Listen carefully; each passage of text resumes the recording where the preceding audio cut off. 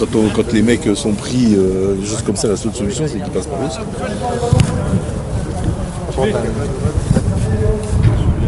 Volontairement. Porteur de balle, hein. Oui, pas les partenaires du porteur de balle. Il est pas mal, enfin, il aime la classe italienne, mais il est dans ses...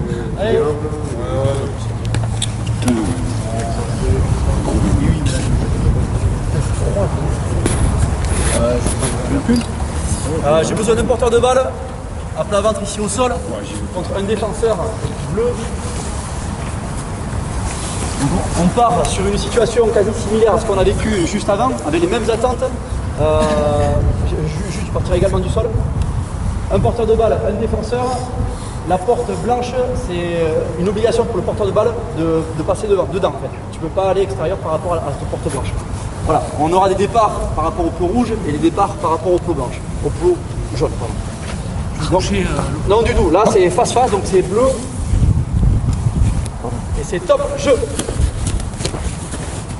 Voilà, top. Et rien de plus pour l'instant, rien de plus. Repartez bleu. Repartez bleu. Attention chérie, ça va couper. Jeu. Nickel, engagez Paul et servez les bras, c'est bien. On passe rouge. Porteur de balle rouge et jus rouge aussi.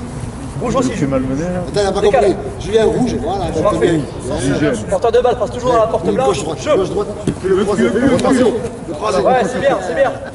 Parfait, rouge encore. Revivez la situation. Non, tu vas lui faire le croisé, fais-lui le croisé. Pas sur les appuis, quoi, Jeu.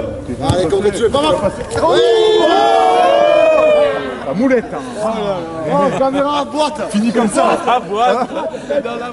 Tu finis comme ça. Dans une cavité téléphonique. Ceci étant, on reste pas sur ça, on repartira du coup rouge. Qu'est-ce que tu peux amener comme correction par rapport à la dernière situation? Par rapport déjà à du visuel, est-ce que ta cible était la bonne ou pas? Est-ce que l'engagement de l'épaule était en premier? Je dis pas d'abord tes mains qui ont engagé. Bon voilà, mais très bien. Essaie de réguler, te corriger, même situation. Jeu. C'est fini, quand même. Très bien. Pareil, par rapport à tout à l'heure, mets de la communication. Dès que tu l'as bien serré, dès que tu sens vraiment un bel ancrage au haut du corps et une belle stabilité au niveau du bas, annonce le mot-clé bloc. Partez jaune, on change, partez jaune. 7 par jaune. Pas bien, 3, c'est le meilleur côté. 2, 1, jeu. C'est le meilleur côté, meilleur côté. Non. Du coup, mais ça me va, juste pas dans bien, le truc, là. t'as engagé l'épaule, Seb, c'est vraiment respecte la porte, d'accord? Elle est vraiment étroite, passe vraiment dans la porte. Allez, On passez, change passez, le porteur de passez. balle et le plaqueur. Passez. On fait un pas en avant. Et on fait évoluer la situation. Allez, j'y vais en plaqueur. Il a fini. Allez Manu. Manu, il a un beau combat. Allez, allez. Roger, allez, un porteur de balle. Tu me recoupes celle-là. Elle est belle. Ah putain. Bleu, on part bleu. Je veux deux soutiens maintenant par rapport aux défenseurs. Je veux un Nico, soutien à droite, soutien intérieur, et un autre également par terre. Bon, et Steph, allez, c'est parti. Laisse-moi, c'est volontaire là. Attention. Roger, il y a du monde. Roger, il y a du monde. Pas droit. Ce qu'on fait travailler ici, c'est la défense, c'est pas l'attaque. Trop de questions, tu as la question. Ouais, là c'est face-face, et donc tu vas Roger, en face. oh non, très bas.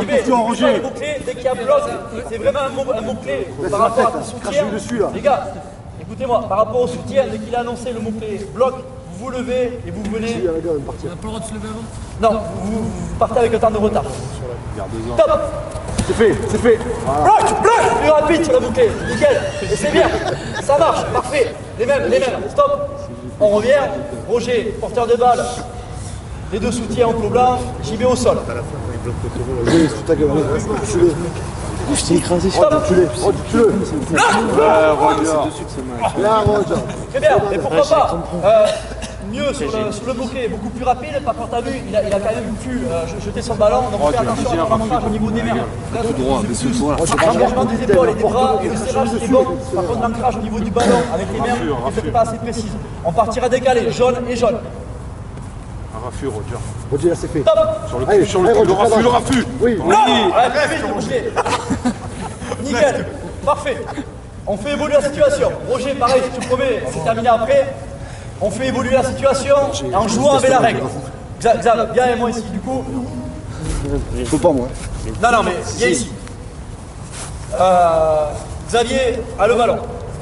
Roger part au sol au niveau du clos jaune. Pareil, on peut changer le défenseur pour le coup. Nico jaune et deux soutiens. au jeu, au top, tu transmettras le ballon à Roger, il prendra le ballon, il ira chercher la porte et on ira à la même situation de défense avec le mot-clé bloc. Dès qu'il y a annoncé bloc, les soutiens arrivent et viennent l'aider. À ceci près que Xavier vient en soutien de Roger. S'il présente juste un soutien avec une main posée sur Roger, si vous connaissez la règle du coup, il ne forme pas un mot. Donc les mecs peuvent arriver, les soutiens de Nico, Steph et JD peuvent arriver de n'importe où. Ils peuvent arriver sur le côté et faire la chaise que l'on a vu. Il n'y a pas de souci. Si Xav vient en soutien et vient présenter son épaule, vient ancrer son épaule et vient mettre une poussée, il y a formation du mol. Alors à partir de là, les soutiens ne peuvent créer la chaise que dans l'axe, peuvent soutenir Nico que dans l'axe. Donc vous allez voir, c'est subtil. À vous de voir pour l'instant si Xav met une main ou engage vraiment une épaule, s'il y a molle ou pas. On le met en œuvre. Prêt, top. N'oublie pas le mot-clé. On se remet en place, on va tirer le coup rouge. N'oublie pas, on va travailler. T'as pas bloqué, pourquoi? Voilà, réfléchis à ce qu'on a travaillé juste avant. Allez les gars, on va se concentrer. Crève-le avec les principes qu'on a travaillé juste avant. Engage l'épaule, serre les bras, et cherche un ancrage main. Enlève-moi ce raffut, Nico. Sur l'épaule. Tape-moi sur ce. Tape-moi sur cet avant-bras. Le mot-clé. Reste là. C'est un molle. Très bien. Donc, les gars, on va arrêter là du coup. Merci Xavier, c'est sympa. Les gars, on se rapproche.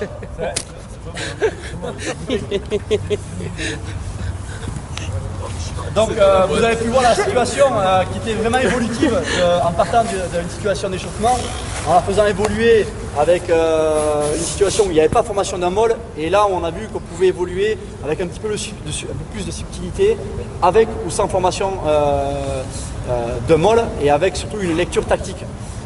Donc voilà, par rapport à nos principes, j'essaie de les remettre en œuvre. C'est pareil, il faut travailler avec beaucoup de répétitions, mais au niveau de ce shock tackle, de ce plaquage haut, c'est vraiment engager l'épaule en premier avec un serrage bras et chercher un ancrage ballon avec les mains. Voilà. Au niveau du visuel, la cible, c'est au-dessus du nombril et en dessous de la ligne des épaules. Voilà sur le visuel. Et par rapport à l'audio, c'est également mettre un mot-clé. On est parti sur le choc, sur le bloc, pardon. Sur le bloc, et vous avez vu la rapidité ou pas à certains moments, dès qu'on sentait qu'on l'avait bloqué, qu'on le tenait en haut, l'auditif arrivait bien plus tard. Donc là aussi il faut le travailler, et on peut travailler donc les trois, visuel, kinesthésique et auditif, mais tout mettre en œuvre et avec plus de vitesse, vous voyez que c'est pas évident. Donc voilà, j'en ai fini pour cette situation là, et j'attends maintenant vos retours. Toi, tu dis qu'on ne peut pas lever les appuis. On peut pas. Non, la règle dit que tu n'as pas le droit. Non, tu n'as pas le droit de soulever les appuis. Tu n'as pas le droit de soulever. S'il n'y avait pas mal. C'est un plaquage, non? S'il n'y a pas de soutien offensif. Ah oui, alors voilà, sur le 1 contre 1, oui, excusez-moi, sur le 1 contre 1, on peut bien sûr soulever un appui et l'amener, si c'est un plaquage, voilà. Là, ce que je voulais, c'était un blocage en 1 contre 1 haut du corps, et après, oui, s'il y avait formation du mol, c'est là où... mais un contre 3 défenseurs, un porteur 3 défenseurs, on peut lever les appuis. Non, t'as pas le droit de prendre d'appui, c'est s'il faut. Pourquoi? Un contre un. C'est pas molle encore. Il y a toujours pas de molle. Je pense que, voilà. Moi il me semble qu'on n'a pas le droit de soulever d'appui. Si tu peux. Avec ou sans molle. Là j'avoue que je suis pas assez précis sur la règle. Un contre un. Non, il dit Alors, en 1 contre 1, si c'est 1 contre 1 et on cherche à soulever un appui, on est dans la logique déjà d'être plus bas, on n'est plus sur un plaquage haut, mais sur un plaquage bas, et dans ce cas-là, on plaque. Voilà. Après, du coup, sur la formation de 1 contre 3, quand on l'a ancré, quand on a une formation de chaise, et c'est là où je suis pas précis. C'est l'idée que souvent, il y a un effet un peu bouchon qui fait Oui. qu'il peut perdre ses appuis. Ah oui, non, d'accord. Moi je parle de l'ancrage, je parle de soulever, le fait de prendre un ancrage au niveau des jambes et de soulever l'appui. Voilà. Et je suis pas plus sûr de moi. Tu peux nous demander S'il n'y a pas formation. est-ce qu'on a le droit de aller volontairement au sol aussi dans le. Certainement, on a un petit peu changé de mode de relation entre l'entraîneur et le joueur, en passant plutôt sur un mode de relation entraîneur. Oui, c'est bon. On va rester à ce qu'on s'était défini. Peut-être le confronter aussi avec les expressions, les interventions précédentes. Temps de parole, les joueurs, temps de parole de l'entraîneur. Comment vous la quantifiez?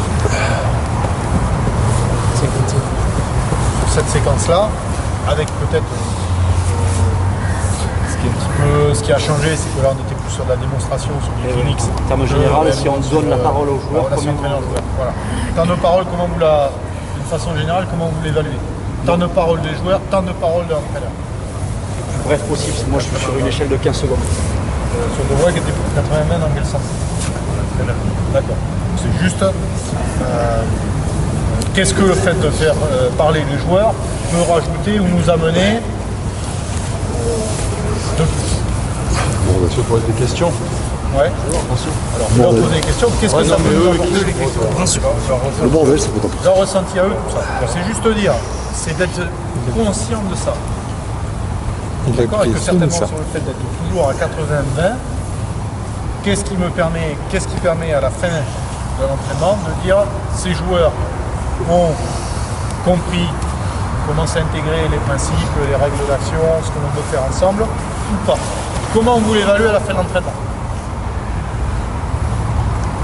C'est la question. Si à un moment donné les joueurs ne l'expriment pas, comment vous le voyez? Comment vous l'évaluez?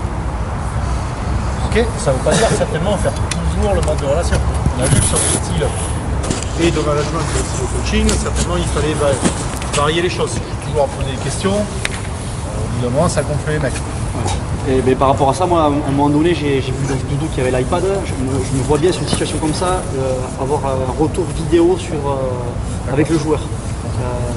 Voilà, je n'ai pas voulu l'utiliser parce que je ne l'avais pas initialement, mais quand je t'ai vu avec l'iPad, sur vraiment le 1 contre 1 au tout début, ou alors le 1 contre 3, je me voyais bien faire un retour image avec un iPad. Je pense que c'était intéressant. iPad ou iPhone, mais vraiment un retour image sans même parler du coup, et écouter les joueurs sur ce qu'ils voyaient.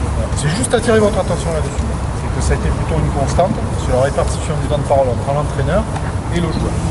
Plutôt été d'avoir 80-20, 70-30, vous voyez, mais que toujours avec un ratio plus important chez l'entraîneur. Donc ça a été une constante. Donc c'est d'en avoir conscience. Et après, si ça fait partie de votre objectif, ça colle. Si votre objectif c'est de vérifier, d'avoir la capacité de pouvoir vérifier que les mecs ont compris, certainement, on peut se poser la question, comment vous le vérifiez? D'accord? La question par rapport à une situation comme ça, ceux qui l'ont pratiqué, le truc c'est de savoir pourquoi ce plaquage et dans quel contexte. Je n'ai pas, à aucun moment j'ai posé le contexte et ça certainement le sens, oui, complètement. Ouais, puisque là on est quand même dans quelque chose de très technique, très une situation que tu crées pour vraiment créer des choses tu as été précis sur ce que tu voulais. Certainement on voit pour certains il y a plus de travail que pour d'autres. Tu as vraiment précisé ce que tu voulais. Après, effectivement, c'est à quoi ça je le relis. Et bien justement, tout à l'heure quand on était en salle, quand on avait la possibilité de présenter la situation, et bien j'ai dit non. Mais là j'avais vraiment quelque chose justement pour présenter, montrer, on avait un découpage en plus de ça, et vraiment Là tout de suite, tu avais un point d'alerte qui était assez efficace, c'est que tu aurais pu observer, en l'observant, tu serais rendu compte les oppositions à 1 contre 1 quand tu as commencé à mettre sur la ligne. Ousmane, quand il donnait au contact, il était positionné comme ça.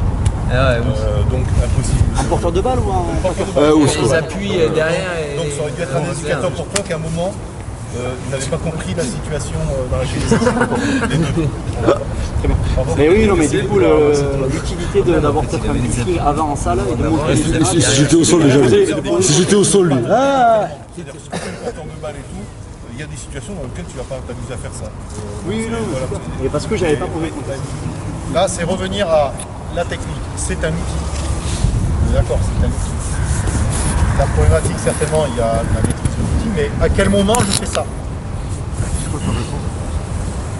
quel moment? Parce que la manière dont tu es engagé au début, si je pars pas avec l'intention de faire ce plaquage, si je fais ça, je peux un qui a des moments je suis plus sur l'arrière, si je pars à tous mes plaquages pour faire ça, je peux finir sur le coup. Quand est-ce que c'est bien de le faire? Est-ce que c'est un parti pris tout le temps? On va les Après, sur le travail de groupe, on n'a pas trop répondu à cette question. On sait qu'on Alors, parce qu'en fait, C'était sur un jeu courant. Après, on s'est dit, on va regarder notamment tu t'es dit, en fait, sur une défense inversée, ils sont capables de faire, à partir de jeu au pied. Sur un départ ruck aussi. Moi, je pense qu'ils le font, je crois, je suis pas sûr, mais ils le font les avants, au centre du terrain, les 15 au 15, tous les avants, ils vont au ballon. Ils vont en haut au ballon, ils bloquent le ballon, ça fait que ça ralentit la balle. Ou ils le bloquent, ou ils ralentissent la balle et ça permet à toujours être un surnombre défensif. Et par contre, sur les extérieurs, ils ne plaquent plus en haut, ils plaquent en bas, ils protègent. C'est vraiment une volonté stratégique. Ils identifient un point de rencontre et ils savent qu'à cet endroit-là du terrain, par exemple sur un lancement au centre du terrain de l'adversaire, ils savent qu'ils vont avoir tel joueur, et ils vont faire quoi, quel que soit le rapport. Au niveau de stratégie, il faut voir d'Afrique Sud et Irlande, quand ils font ce genre de plaquage à deux à chaud, ils sont tout le temps debout. Ils sont tout le temps, il n'y a pas la même solution. Ils sont en train de faire ça. Si les mecs arrivent d'aller au sol, lâchent, eux ils sont toujours dans une position sur le pied. Donc ça sur un surnombre. Et donc si tu regardes les autres, par exemple, qui ont plus de notions de faucher les jambes pour pouvoir gratter derrière, c'est deux stratégies totalement différentes. Mais le choke tackle te donne vraiment ça, que tu as tout le temps presque 14-15 mecs sur leurs pieds en défense. C'est toujours les avants et ils n'ont pas à beaucoup courir en fait. Ils sont toujours dans leur zone. C'est Albi, ils le font aussi. Albi, ils ont une des meilleures défenses de Pro D2. Ils ont des avants lourds et massifs qui ne se déplacent pas beaucoup. Et ils ont leurs avants, ils sont toujours au milieu du terrain, ils bloquent, ils plaquent en haut, ils bloquent au ballon et ils sont toujours en surnombre. Donc il faut... Après oui, je pense qu'il y a la dominance stratégique et par rapport à la philosophie de jeu. Et c'est pour ça aussi que j'ai voulu mettre un focus sur le côté kinesthésique, sur le ressenti, sur le faire et le toucher. Parce que je pense, moi sur mon ressenti, il n'y a pas de situation de type, si c'est en sortie de ruck, si c'est après une touche ou si c'est dans le jeu courant, c'est la sensation du moment. C'est que si j'ai un plaquage haut et je sens bien qu'il y a un blocage, et bien je mets mon mot-clé bloc et après c'est dans la réaction. Donc c'est pour ça aussi que du coup je voulais faire ressentir les choses et que les mecs sentent ou pas vraiment ce plaquage haut. Et l'annonce après du coup par un mot-clé. De faire ça au milieu du terrain, de ne pas pouvoir le bloquer, de prendre un ballon complet dans la gueule. Les mecs qui se sont trouvés que nous on essaie de garder en haut et ils prennent au milieu du terrain un ballon complet. Ah, mais si tu avances de 30 mètres mais que tu sors pas le ballon, il y a mieux pour toi. Tu peux avancer. Quand ça avance, tu vas aller tomber. Ouais, mais après c'est pour ça que peut-être du coup il faut refaire le lien avec la stratégie et vraiment savoir ce que l'on veut vraiment et où l'utiliser. Qu'est-ce qui est assez essentiel sur le fait des joueurs de s'enclencher sur un plaquage comme ça? Quels sont les repères que les joueurs peuvent prendre? Quand ils savent souvent, moi, qu'elle le fait, non? Bon, après, c'est le rapport aussi.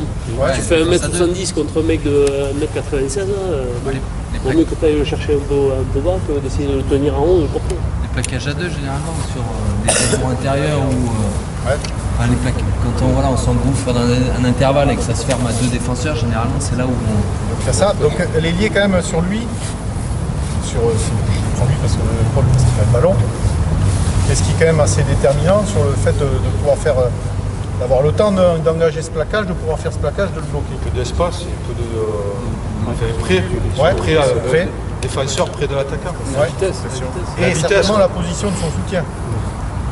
D'accord? Parce que la position de son soutien elle est quand même importante. C'est-à-dire qu'a priori, on a vu sur le temps qu'il faut que j'arrive à engager le bloc, à le bloquer, et que le soutien mette un certain temps, être plutôt en retard, avec le parti pris qu'on peut avoir, si le soutien est loin, de vite mettre et puis de jouer la balle sur les équipes. On fait vite au sol et on les met sur le ballon. Ou l'autre parti pris qui est de dire, toi, Coco, tu es venu au milieu de défenseurs, très proche de nous, donc le soutien relativement loin, on va se démerder pour te garder isolé et te garder debout en utilisant la règle que si un soutien arrive, derrière c'est un ball et la balle, on l'a bloqué, on l'a gagné. Dans la plupart des cas, c'est une faute du porteur. Nous, on le voit souvent quand le porteur il vient taper droit.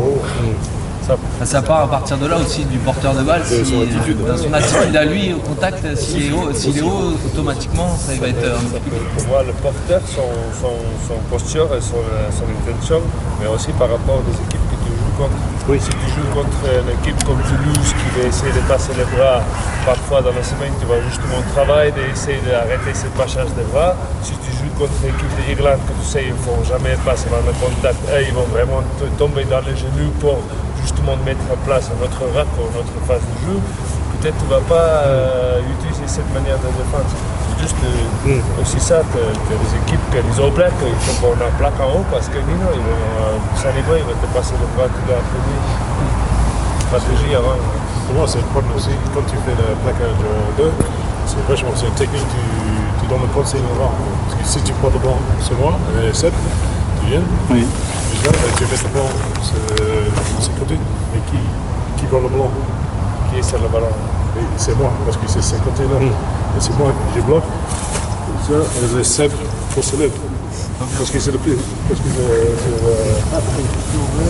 que ça, c'est le plus important. Parce que si il fait le plaquage de 2, j'ai oublié le vent, Seb, il a oublié le vent, en flotte, la défense, moi, et il fait l'autre flotte. Ouais, sur la petite présentation, on a remarqué les vidéos et notamment les Irlandais, il y a des moments très stratégiques où ils font, par exemple sur lancement sur touche, où ils viennent attaquer le défenseur en position de 10, où ils viennent de ses limites 50 degrés et ils l'enferment, ils l'isolent. Ça c'est très stratégique. Et inversement, sur n'importe quelle situation du jeu, ils arrivent à la mettre en place par la réactivité des soutiens et je pense que la communication de toute façon, je pense qu'il y a deux situations très stratégiques et très tactiques à l'instant T avec la réactivité des Tu sens que c'est vraiment quand même des consignes. C'est un fonds de commerce chez eux. Ouais. Parce que après, il faut une bonne mêlée aussi. Alors, pour le... Oui, alors après, du coup, on a évoqué également sur ce type d'exo. Je vais essayer de le rappeler de vous. Là, nos attentes elles sont vraiment au niveau de la défense. Ce qui me semblait intéressant, notamment par rapport à la règle, c'est également de donner des solutions à l'attaque. Très brièvement, mais sur ces situations-là très spécifiques, c'est intéressant de dire justement, de spécifier le porteur de balle, quelle est la solution pour créer le plaquage et justement se sortir de cette situation délicate et d'également montrer à quel moment il y a molle ou pas. Je peux être en contact avec le porteur de balle, mais si je pose ma main, oui je suis en contact, mais c'est pas un molle. Si j'engage l'épaule et je suis lié, là il y a formation du molle. Donc du coup, voilà, là, c'est un indicateur fort pour la défense, c'est-à-dire serrer encore plus fort et même amener au sol et on s'assure de récupérer le ballon. Donc c'était vraiment évoqué pour tous les transversalités entre l'attaque et la défense, même si on faisait un gros focus sur la défense. Pour faire court, vous voyez sur cette position qui est très centrée sur l'utilisation d'un geste, ça pose quand même toujours la question de d'où est-ce qu'on extrait ça. Ouais, mais c'est carré. Quelle est l'utilité et où est-ce qu'on extrait ça. Après la deuxième, c'est vous l'avez quand même dit, il y a des notions stratégiques, mais on voit qu'il n'y a pas que l'aspect individuel, il y a quand même le choix que l'on va faire d'utiliser ou pas cet outil, qui va être lié à, peut-être que si Martin il est contre Simon, ou alors on prend que des Simon dans l'équipe, mais ça c'est clair, sur une sélection et sur ce qu'on veut. Mais comment j'utilise, ça veut dire que clairement, ce qu'on voit, ce qui est intéressant, c'est que tu descends sur qu'est-ce qu'on doit faire, comment on doit se poser et tout, mais ne pas oublier que si la flèche entre l'entraînement, le transfert par rapport au jeu, c'est d'où on le sort ça ce jeu. Et quand est-ce que le joueur va l'utiliser. Donc on a des moyens certainement des pistes sur des positions où on va mettre les joueurs en situation de reconnaître l'utilité d'utiliser cet outil et aussi la capacité d'utiliser cet outil. Parce que ça va dépendre aussi des profils des joueurs. Donc certainement, notion de contextualisation qui est particulière ici, mais ça veut dire si vous posez ça, d'où est-ce qu'on le prend. Il faut que vraiment ça ait du sens. D'accord.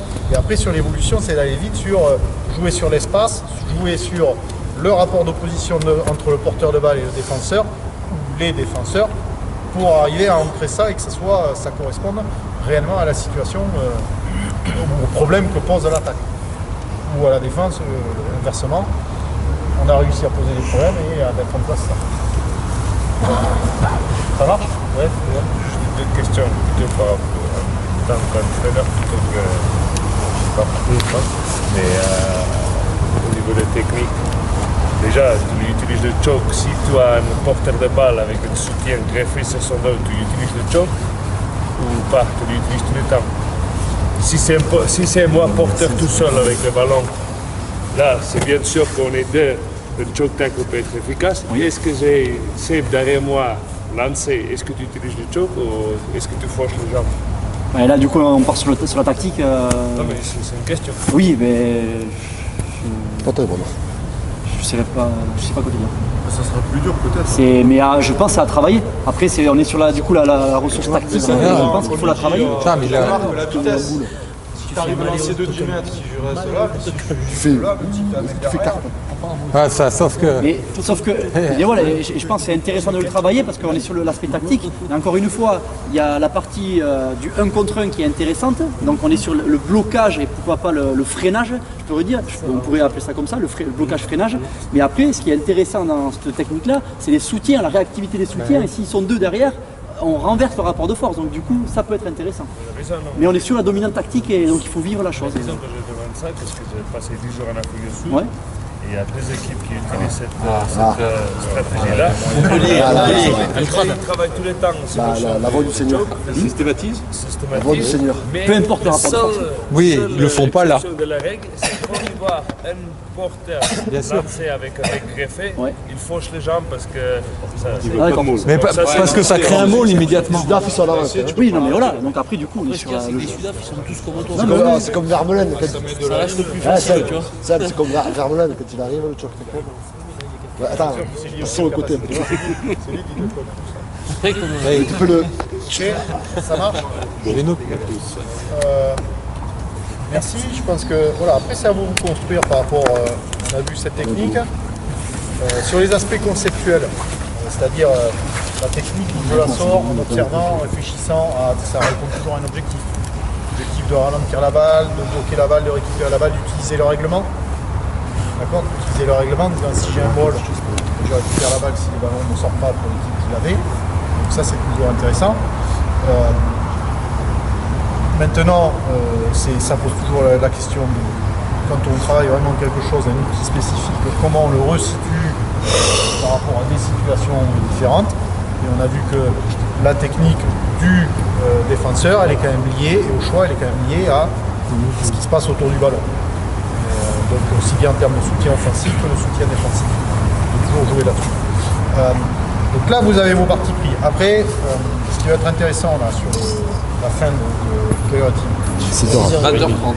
C'est tard. 18h. J'ai l'hypoglycémie. Oh, vous travaillez la communication porteur moins 1 sur un toucher. Ouais. Non, donc. Mais avec les crampons à faire. C'est démarré demain à 8h. Ah ouais. On arrête là. Par contre, demain, 8h. Je vais réfléchir, c'est ce sur quoi on va travailler. 7h30 même. Vous pouvez y réfléchir. C'est comment vous vous évaluez. Est-ce que vous évaluez les aspects? Allez, 7h. Est-ce que vous évaluez à la fin d'une séance une situation d'entraînement? Et si oui, comment? D'accord. Donc forcément, ça va faire référence à des choses qu'on aborde. Si c'est pas le cas, à des choses si on s'évalue pas. sur des remarques, des questionnements que vous avez faits. D'accord. Donc, comment vous vous évaluez? Quels sont les critères pour dire je suis... C'est l'obligation de s'évaluer après les séances. C'est une question. C'est une question. Est-ce que vous vous évaluez? Ça veut dire qu'on s'auto-évalue. Oui, Vous vous évaluez vous-même. Donc comment vous évaluez? Est-ce que vous évaluez oui ou non, par vous-même, par quelqu'un d'autre? Est-ce qu'on s'auto-évalue ou est-ce qu'on évalue l'efficacité de la séance? Pareil. Ou la situation. vous globalement. Ça serait intéressant que vous en discutiez. Ouais, parce que là, parfois c'est l'exomile, parfois Est-ce que les deux sont paliers? Un peu, mais parfois, tu as des paramètres qui sont... Est-ce que vous débriefez les entraînements par exemple? Est-ce que Globalement vous débriefez les entraînements ou pas dans votre staff? Ces questions-là. Ouais, de temps en temps. Comme ça. Comment? Et après comment? Quels sont vos